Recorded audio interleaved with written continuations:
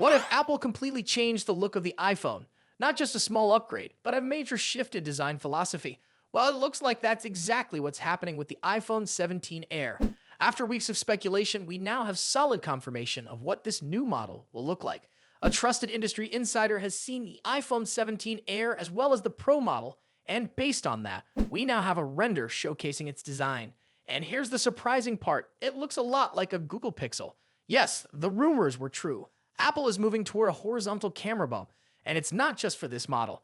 Other iPhones in the lineup will feature the same design. But out of all of them, the iPhone 17 Air appears to have the cleanest and most stylish look. Unlike the Pro model, which is expected to come with a large raised camera bump to house the triple camera system, the iPhone 17 Air takes a different approach. It goes for a much sleeker and more refined look.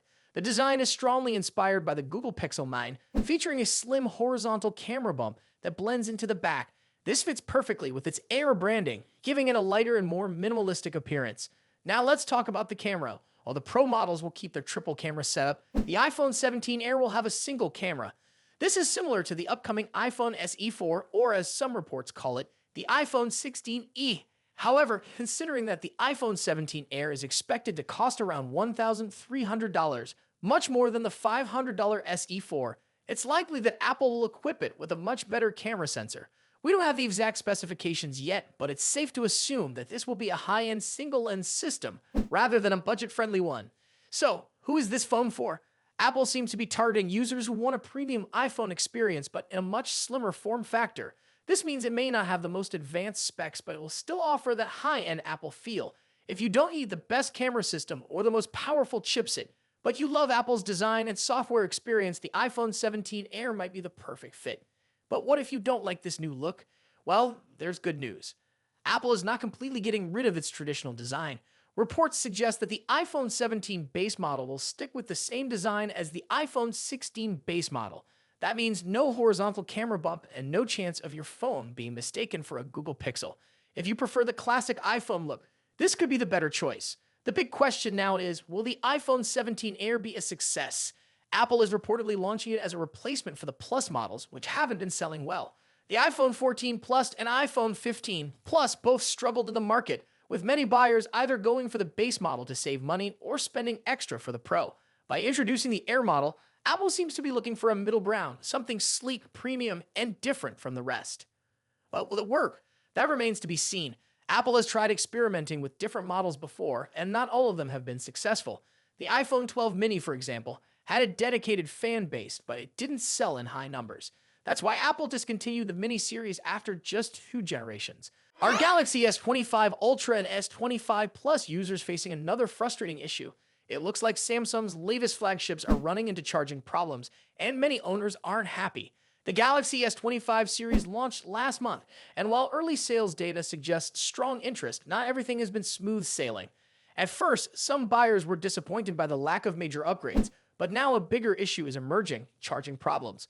Many Galaxy S25 Ultra and S25 Plus users are reporting that their devices aren't charging properly with Samsung's official 45-watt fast charger.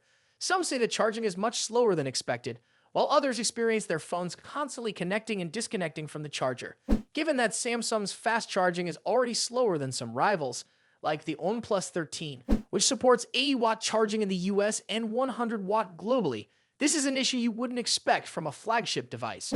Reports of the problem have flooded Reddit and Samsung's community forums. Some users have shared that chargers that worked fine with their previous Galaxy devices now struggle to charge the S25. Others mentioned that the issue appeared only after the first couple of charge cycles. I have the exact same issue with my S25 Plus. First 2 charging cycles worked fine. The issue began from the 3rd cycle. With the 5-watt cable that came with a 45-watt charger, the phone goes into a loop of charging and not charging. Anthera on Samsung Community Forum, February 2025. Even when the phone displays super fast charging 2.0, users report that it barely reaches 15W most of the time. Some devices even stop charging altogether, constantly switching between charging and not charging. Well, didn't expect this from a flagship phone, basically never getting over 15 watt, except for very brief moments. Brian Whistler on Reddit, February 2025. What makes this issue even worse is that it's happening with Samsung's official 45-watt charger and the bundle of 5 a USB-C cable.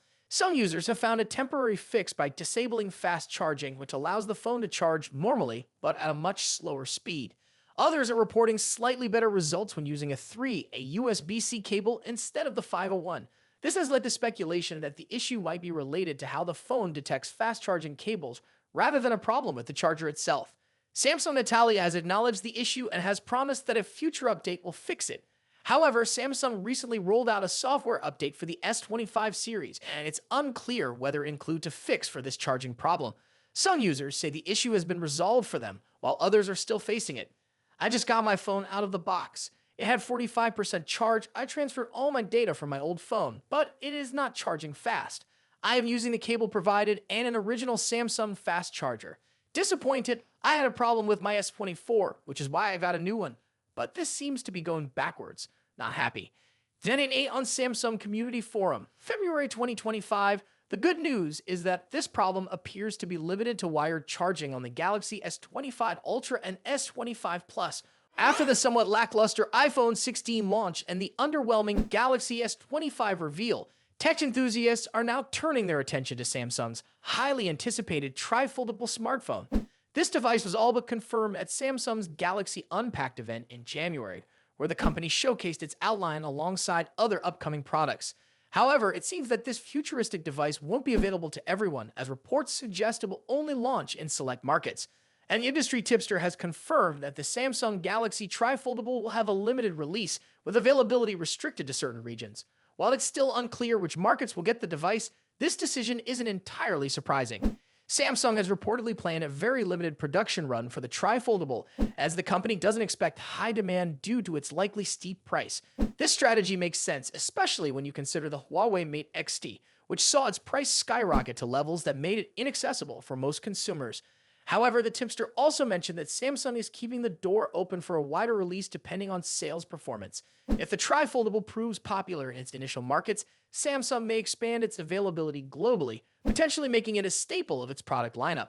While the Tri-Foldable is generating excitement, it won't come without its compromises. One of the most notable drawbacks is that the device will reportedly feature the same crease visibility as the outgoing Galaxy Z Fold 6.